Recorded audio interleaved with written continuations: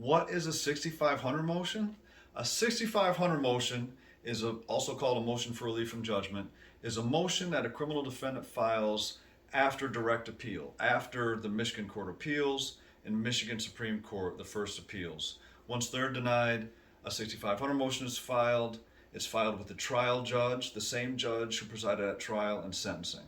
6500 for Michigan Court Rule MCR 6.500.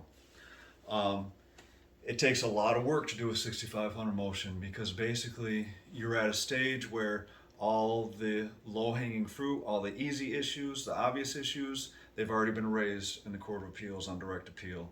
You have to go through the entire record, just like the Court of Appeals lawyer did, but even more so, and work even harder to find issues to raise in the 6500 motion. They have to be different issues. You have to explain why you didn't raise those issues on direct appeal, and usually you argue ineffective assistance of appellate counsel, or newly discovered evidence, or retroactive change in law. And then the judge reviews it, and the judge will order the prosecutor to file a response in 90% of the cases that lawyers do, and the prosecutor will file a response within 56 days, and then we file a reply. The rules don't actually allow us to file a reply, but we always do, so we get the last word, and the judges usually accept it.